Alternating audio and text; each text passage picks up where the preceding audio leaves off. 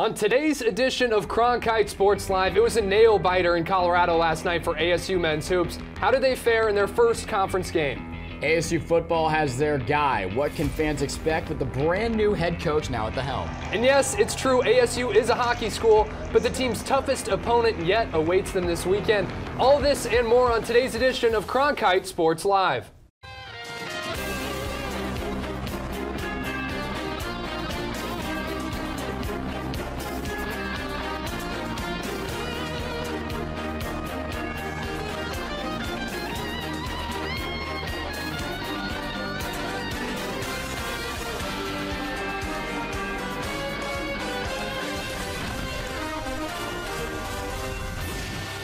Hello and welcome back to our final edition of Cronkite Sports Live this semester. We're here in Studio 6, downtown Phoenix. Matt, kind of a bittersweet moment here at the desk today. Your last day as an anchor for Cronkite Sports Live. Yeah, it's pretty sad, bittersweet, but I'm forever grateful for the opportunities this club has given me, allowing me to jumpstart my collegiate career. So it feels great. I'm very grateful, but we're not going to make this sad yet as we close out the season here on Cronkite Sports Live. We have some highlights of men's basketball to show you to lead us off. Absolutely. Colorado and Arizona State squaring off, and right out of the gate, KJ Simpson with a huge three makes it 9-8. Colorado right out of the jump. They were on fire. You're going to see some more of Simpson right there, though. It's Hammond the third going coast to coast with an easy left-handed lay, making it look easy. Talked about Simpson earlier. You're going to see him right here, practically pulling it from the logo. Bang!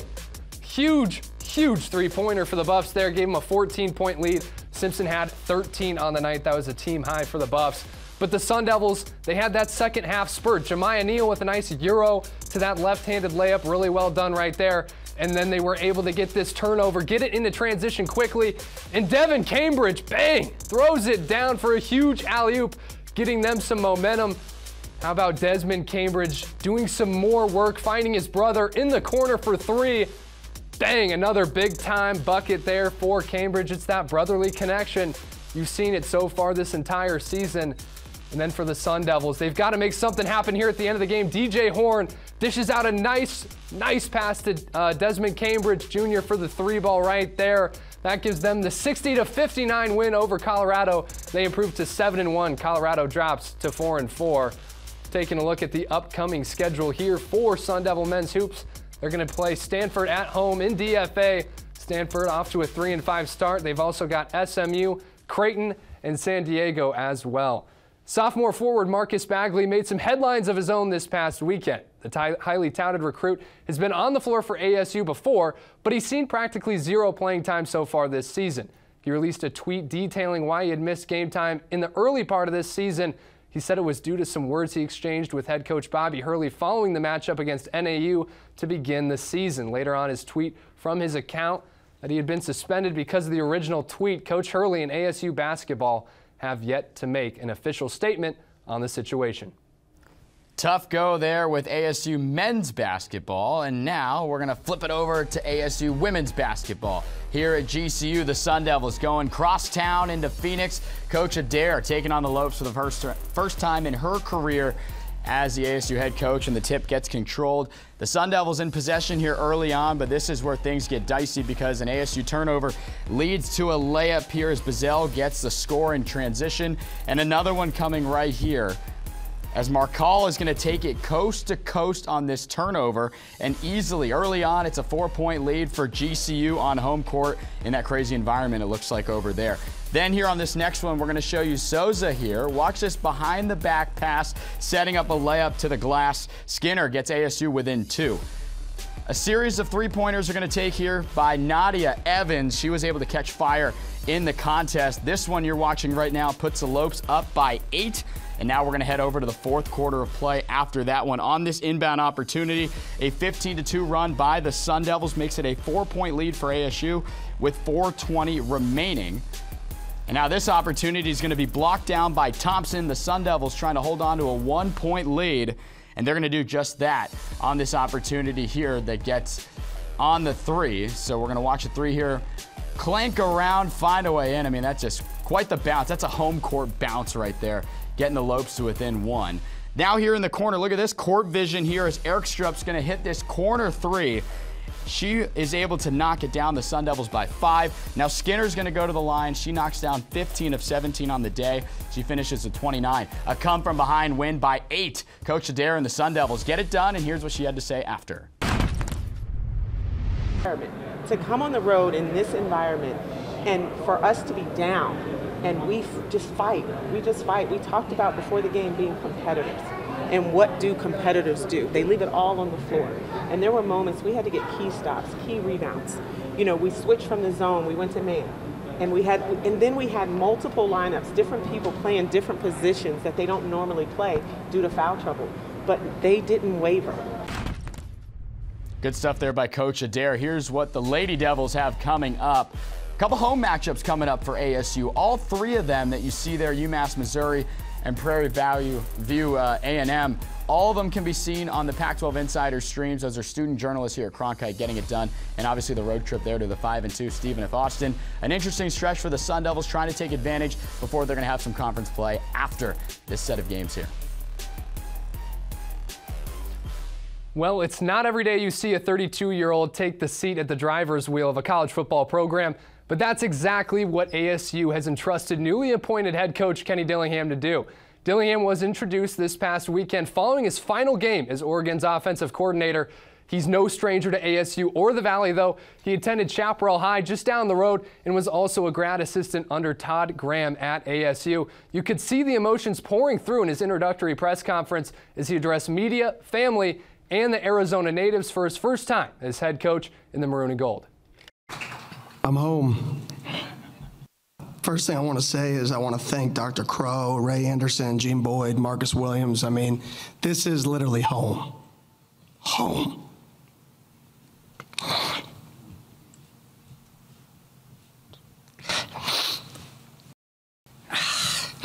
So I say that because this place is special. The state is special. The people in this room are special. With changes happening all over this coaching staff, by the day it seems, we've decided to bring in ASU football reporter Cole Bradley for a breakdown on the new head coaching hire and more on football. Cole, what does Dillingham bring to ASU from an offensive scheme standpoint? Oregon Ducks, obviously a high-powered offense, but what's Dillingham going to bring to ASU? Yeah, well, Oregon obviously averaged nearly 40 points per game under Dillingham, and it's a pro-style offense that plays fast. That's how we characterized it in the past. It's going to be a lot of options, some power run stuff. You're going to see a lot of shot plays down the field, a good mix of getting the tight ends involved in the passing game, so it's very dynamic. And has a lot of capabilities of being one of the best offenses in the country when running on all cylinders. And while it's unclear who the Sun Devils might be retaining with the transfer portal opening up, there are going to be some of the same guys coming back for the Sun Devils. So who kind of stands out on this current roster for the Sun Devils that can make a big impact now that Dillingham is in town? Yeah, well, starting with Jalen Conyers, who obviously his late emergence was very significant, had 30 catches over the final 5 games of the season. You know, big tight end, can really do a lot, not only in the deep passing game, but also sort of in the short and intermediate areas. Does a really good job of, you know, matching up with guys one-on-one, poses sort of a nightmare in that regard for a lot of guys. I think he'll be definitely one of the biggest guys they need to retain, if that hasn't been done already.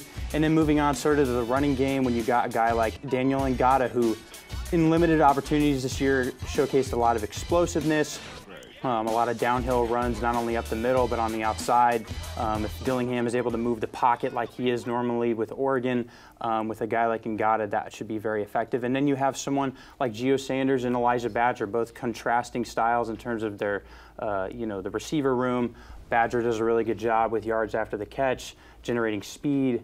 And you have a guy like Sanders who out of the slot can do a really good job as a contested catcher and making plays in space. So a lot of really good options for this ASU offense, Ethan. Yeah, Dillingham mentioned in that introductory press conference how he wants to attack the transfer portal. So who are some guys in the portal right now from schools across the country who stand out as potential players that could really benefit the Sun Devils here in the coming season? Yeah, well, starting with a couple guys who generated some interest, not only, you know, out of high school, but sort of already with regards to guys at Oregon who played under Dillingham. When you look at guys like Byron Cardwell and Dante Thompson, an athletic deep threat wide receiver who had limited catches this year but did a really good job of blowing the top off of defenses every so often. He's a guy who understands Dillingham's scheme, and he would probably fit really well coming to Tempe. Cardwell is a guy who got a lot of action last season but hasn't exactly replicated it this year. He might also be a guy who follows Dillingham to Tempe. And then Xavier Guillory, who's an FCS standout at the wide receiver position, did a really good job as a speedy intermediate route kind of guy. With Charlie Regal coming on to Dillingham's staff, who was the former Idaho State head coach, played under Regal, that could be another option for ASU as well. Absolutely. We'll have to see as the news keeps unfolding and the portal opens up on December 5th, those moves that get made by the Sun Devil coaching staff. For now, though, let's go ahead and flip the script and look back on a season that ended right towards the bottom of the program's history. When it was all said and done, Sun Devil football suffered their worst winning percentage since 1946. With the final game in the books and with Cole Bradley done here at the desk, Henry Dominy pops it into the VCR and takes us back for a timeline on the disastrous season ASU football had. ASU football encountered many obstacles this season. A change at head coach before Pac-12 play began, a mid-season quarterback swap, and losing bowl eligibility for the first time since 2016. All that ultimately led to the Sun Devils losing 9 games for the first time in school history. All that making it easy for the program to move on to next year. Statistically, the 2022 campaign was the worst season in Tempe since 1946. So let's rewind to the start of the season. Pressing play on 2022, the Sun Devils cashed in their best defensive game of the year during outing number 1, holding the Northern Arizona Lumberjacks to just 23 rushing yards and 97 yards passing for 120 total. Yet the game stands out as it was against an FCS school, putting a damper on the contest. Fast forward 2 games and the pillars started to fall. ASU was trampled on its own field, allowing Eastern Michigan to run for 305 total yards. Less than 24 hours later, Athletic Director Ray Anderson announced the relinquishment of Herm Edwards, promoting Sean Aguano to interim head coach. Entering conference play, ASU allowed a Utah ground attack to rush for 205 yards without first-half production from leading ball carrier Tavian Thomas. The Sun Devils' rushing attack struggled to buy a yard, rushing for only 6 against the ranked Utes. The struggle on the ground continued, losing a hard-fought battle in the Coliseum to USC, with only 88 rushing yards, marking back-to-back games of 100 yards or less. ASU was able to bounce back against then 21-ranked Washington Huskies. The Sun Devils were led by backup quarterback Trenton Bourguet, who came in for an injured Emory Jones. ASU looked hopeful with an upcoming 2-game stretch against 2-4 Stanford and 1-5 Colorado. 2 wins would put the Sun Devils at 500. ASU lost to the Cardinal, dropping to 2-5 despite holding Stanford without a touchdown. Joshua Carty kicked the Devils off the farm with 5 field goals. The Sun Devils themselves could only manage 14 points on the afternoon. ASU followed with their best offensive performance of 557 total yards against the Buffaloes, with newly named starter Trenton Bourguet passing for a team-high 435 yards. The biggest blemish on the ASU defense came against UCLA, in which they allowed 571 total yards of offense, with 402 of them coming on the ground. After losing bowl eligibility against Washington State and losing the home finale to Oregon State, the Sun Devils looked to close out the year strong in the Territorial Cup. The offense appeared to be firing, accumulating over 500 yards of offense for the second time, but its 5 turnovers proved to be too much to overcome. The future now lies with Kenny Dillingham, the first native Arizonan and alumnus to hold the helm of the Sun Devil ship. The 32-year-old is now the youngest head coach in Division I FBS and hopes to reignite winning ways for Arizona State football and the Valley. An ugly year for Sun Devil football, and the significant events Henry just highlighted don't even do it justice. A bright spot, however, was the play of quarterback Trenton Bourguet, and our Jake Seymour sat down with the ASU gunslinger for a film breakdown. Take a look. All right, Trenton, so right here, this was the Washington game. You said it was the breakout game that you had. So taking a look here, you're inside the 20, 1st and 10. What was kind of going through when you saw Washington's defense here? What was going through your mind? You know, too high safety from the get-go. I believe this is a run play, so just making sure I handle the snap cleanly and get my eyes to my read. You know, X took care of the rest of the play, and the line did a great job creating a hole. But this was a very fun first play, you know, to hop in the game, and we score off the bat, tie it up. It was super exciting. And that was one of the first plays that you had entering the game. I mean, what does it just say, having that strong run game like that? I mean, X and Ngata have been really good. Yeah, you know, I think having a run game is huge, you know, as an offense. You know, it makes safeties, you know, have to come down in the box. And when you come down and load the box, then you have one-on-one matchups outside. And if it's too high, then, you know, your numbers are good in the box and you're able to run the game, or run the ball. So I think it's crucial to have a good run game to complement your pass game. One thing that you've done really good this season, in my opinion, is that you've been in these manageable third down scenarios. So again here, 3rd and 7. And you kind of looks like you got a little bit of max protection from the line. You get tight ends in there. What are you seeing from the setup right now? Yeah, too high again. Looks like they're in some sort of, you know, cover 2 to the boundary, cover 4 to the field. So, you know, just trying to work that high-low off the corner to the boundary. You know, Badge ran a great route and was able to make a great catch, and line gave me enough time to make the big-time throw. What about that throw, too, the precision that kind of takes? Is that something that you've been working on with Badger one-on-one and getting to that outside shoulder a little bit? Yeah, I think definitely, you know, just working with all my receivers on timing and spacing. You know, we work on that timing. You know, it's crucial that I'm able to know where they're going to be cutting before they even cut, and they know the ball is going to be out before they even break. I believe here on the blitz, you do get blitzed here on this play. Yep. And you've done a really good job picking up the blitz this season. I mean, is this something that you're picking up pre-snap that you might get some pressure? How do you know that before the snap? Yeah, you know, so number 7 right now, he's kind of, you know, he's not really covering anybody. Safety, it looks like too high again. You know, I do have a hot answer, which is my running back here. So just making sure to go through my reads correctly. Yeah, 7, you know, is looking around, not really covering anybody. He's looking back and forth. I should have got to him a little bit quicker. X made a good play.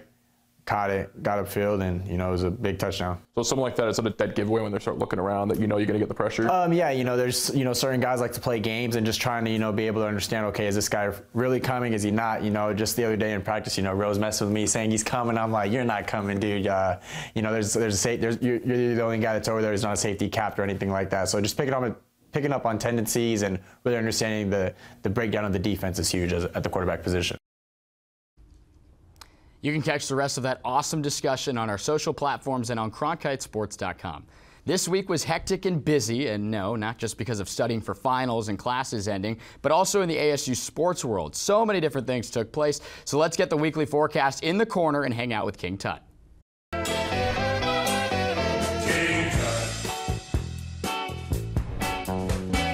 Things got wild. Upsets, coaching changes, Twitter rants, and even $1 million donation. Let's dive into the forecast for some of these programs in the coming week as we take a look at what's on the horizon for ASU athletics.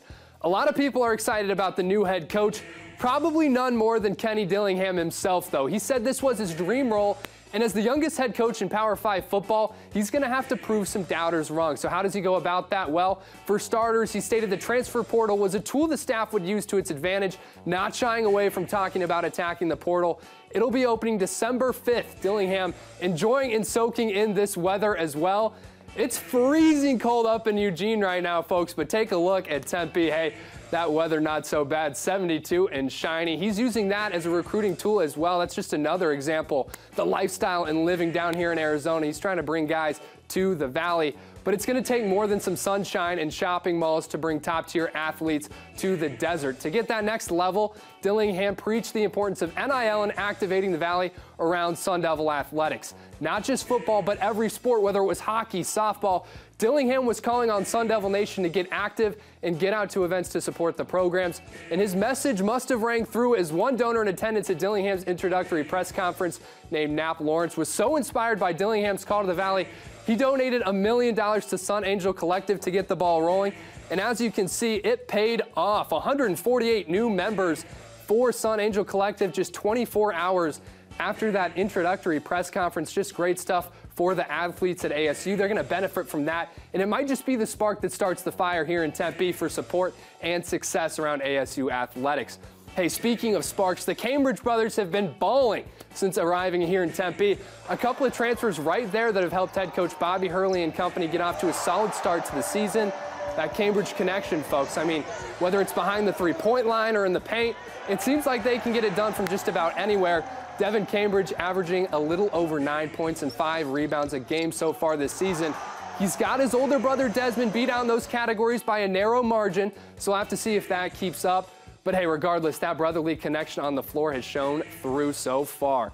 And hey, how about hockey? A few weeks ago, the storyline was the program stamping win the Sun Devils pulled off down in Vegas against number 6 North Dakota. Team clearly had more in the tank, though, as Robert Mastrosimone buries another breakaway goal, burying number 2 Minnesota in overtime. The whole team was celebrating, and even head coach Greg Powers got in on the action. Take a look at this.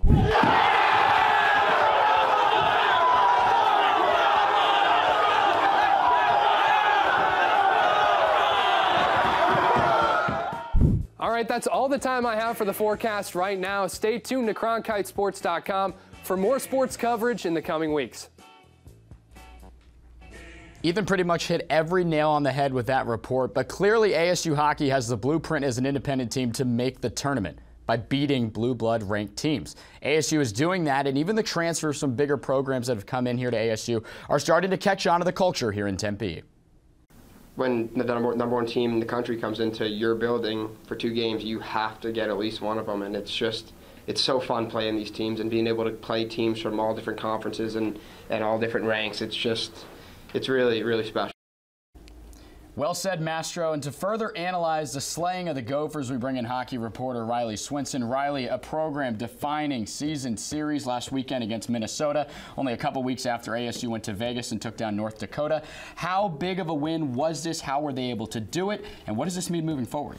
Yeah, I think the win on Saturday really started on Friday. They lose 3-2 in that game, but Coach Powers talked about it. They gained confidence in that one. They're able to come back on Saturday and get some big goals late. They kept up with the high-powered offense of the Gophers. It was Mastro Simone getting the game-winning goal in overtime, just like he got the game-winning goal against North Dakota.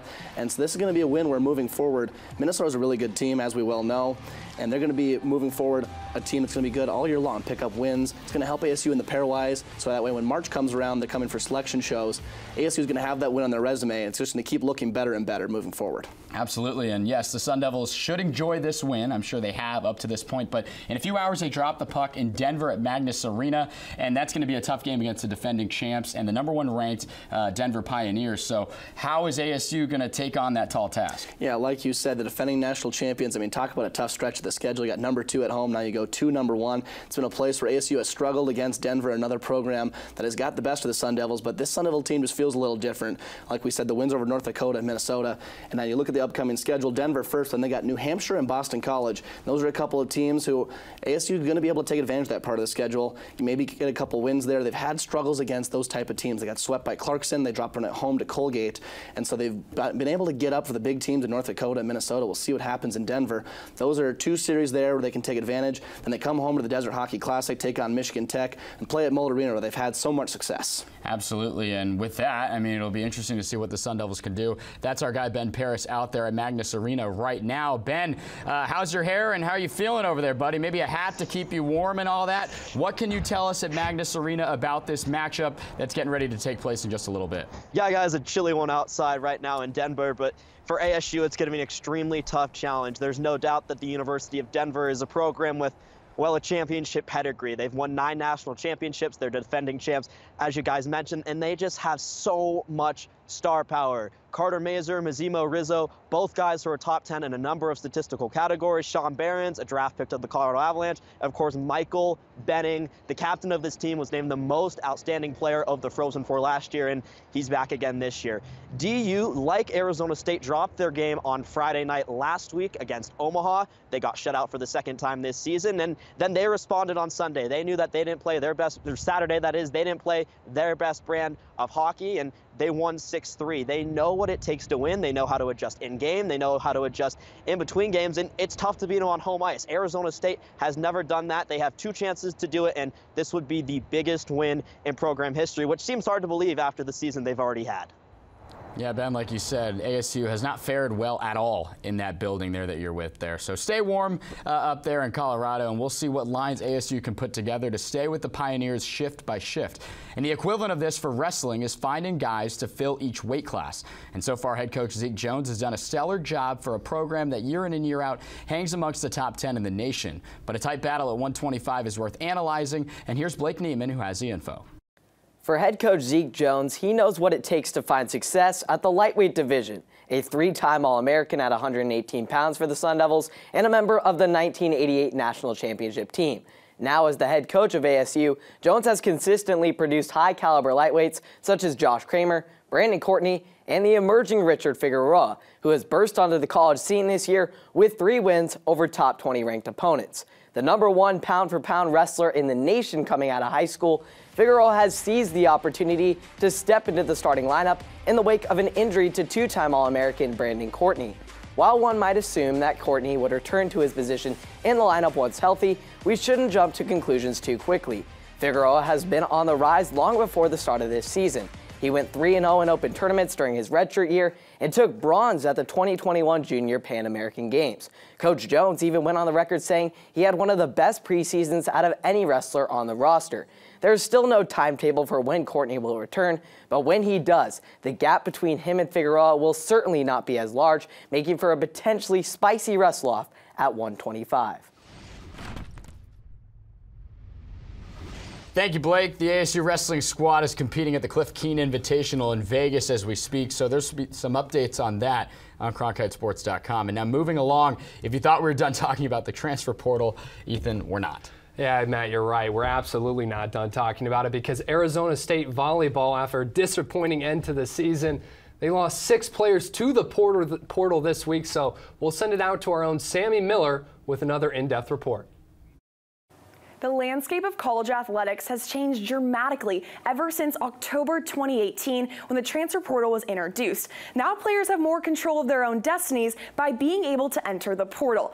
A disappointing 13-19 season for ASU volleyball has now led some of their key players to enter the portal. First, let's start with the setters, Ella Snyder and Allie Gray. This season, Snyder didn't see nearly as much playing time as she did her sophomore year when she ran a 5-1. This season, she split time running a 6-2 with Shannon Shields. This left Allie Gray with only a few appearances during their non-conference matches. Both players have a high volleyball IQ and are capable of running an effective, fast-paced offense, utilizing their front and back row attackers. Now let's head to the beasts at the net, the middle blockers, Claudia Stolke and Andy Kryling. Stolke ended the year 3rd on the team in blocks with 72, and Kryling also had a strong net presence and is extremely versatile, given that she played as an outside hitter her freshman year. Speaking of the pin hitters, next up is Jelly Sear and Leah Miller. Sear had a breakout year as the Sun Devils 0-2, ending the season with 225 kills and 245 digs. For Miller, she came in with high expectations as a freshman, and when she did see time on the court, she made a huge impact with her strong lefty swing. On top of these 6 players that are entering the portal, libero Annika Larson, setter Shannon Shields, and middle blocker Brooke Boyso are all graduating, leaving just 8 players remaining on their roster. Coach Sonia Tomasevich and her staff will now be tasked with using the transfer portal to their advantage by bringing in talent to fill in those spots. Back to you guys at the desk. We are now 2 years into the transfer portal era in college athletics. We've seen schools on the West Coast dominate the portal. USC, one of them, brought in 26 transfers and made a playoff caliber roster almost what seems like overnight. That's where the Sun Devils are lacking. Why is this happening? Well, ASU has turned a blind eye to name, image, and likeness. Remember last spring we had a segment highlighting all of the transfers that left the football program? Jaden Daniels to LSU. He's quarterbacking the Tigers into the SEC title game this weekend. Slot receiver Ricky Pearsall, in his first year at Florida, he led the Gators in receiving yards and receiving touchdowns. You get the point. ASU's kryptonite has been the transfer portal.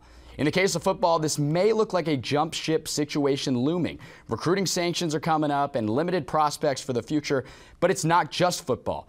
Right now, Sun Devil Volleyball has 6 players on the active roster. A week ago, ASU had double that number when its season came to an end against Arizona. How can ASU combat this? Well, the way I see it, it comes down to, can you win? Can you make money while winning? And can you feel the presence of a culture and something that you want to be a part of? I'd say that that's the key to anything in life, regardless of who's leading you in that direction. For example, Greg Powers, the former club hockey goalie, helped establish a program at Oceanside with an identity and a vision for the future. He calls it a blue-collar mentality with the mantra, be the tradition. That's the future, and it's here right now. And this tradition has become an epic reality. North Dakota and Minnesota, 2 blue blood teams we keep talking about with NHL talent farmed year after year, failed at the slingshot of Little David and done so in the matter of weeks. Powers now has Mullet Arena to work with, and according to Everything College Hockey, he had the nation's best transfer class this year. On the exact same campus where other programs here at ASU are having their rosters treated like a Thanksgiving all-you-can-eat feast. You have to give these student athletes a reason to stay, and Greg Powers has the blueprint for that. Now Kenny Dillingham comes in, and he's going to attempt to do the same. The former Oregon offensive coordinator is the youngest active FBS coach at just 32 years of age. ASU President Michael Crow says Dillingham understands recruiting and the importance of NIL. See where I'm going with this? Hiring a young offensive mind to be at the forefront of your school's largest revenue-driving program should excite Sun Devil Nation and activate the Valley, as Dillingham puts it. One way or another, you have to give people something that is real in one of those three categories we discussed. Dillingham needs to establish an identity for this program, and winning has got to follow, and that's the way it is. All right, you didn't think we were going to let you off the hook that easy, did you? Come on, we got some not top plays from the semester. This one happening earlier in the hockey season. You could tell TJ Semptimphelter came out a little too far to play that puck, and it ended up in the back of his net. Just an early season mistake there, Matt. TJ Semptimphelter's been really solid since then. Absolutely. Now we're going to go to football. ASU lost 9 games this year. We've already talked about how bad they've been on this show. But this was maybe the worst, and it came early on in the season. I mean, this lost to Eastern Michigan 30-21 against a program that was a 20.5-point underdog coming into Tempe. That's pretty ugly. They gave up over 300 rushing yards in the process. Probably the worst loss the Sun Devils have ever suffered. We talked earlier about Marcus Bagley not getting a lot of play time in the early part of this season. Bobby Hurley Jr. also doesn't get a lot of play time for Sun Devil men's hoops. He got into the game and he had an opportunity, and, well, it didn't go so hot. As you can see, that ball went right off the top of the backboard, and it's a dunk in transition. Not too hot for Bobby Hurley Jr. Not at all, but we're actually going to show you a good play here. This is Logan Cooley of the Minnesota Gophers, 3rd overall pick in 2022 to the Coyotes. Look at that Michigan goal, right? Awesome, highlight reel worthy stuff. This happened a few moments later. Trying to ice the game is number 92, Cooley, and I think you and I, Ethan, in our high school days could have put that one in the back of the net. And even better, he has a chance to finish it off, and obviously does not. Yeah, that's unbelievable. I mean, sometimes you see some fighting on the ice, but this time we saw it in the corner of the end zone. Between both mascots, it's Wilbur and Sparky. Bit of a territorial cup battle going on right there.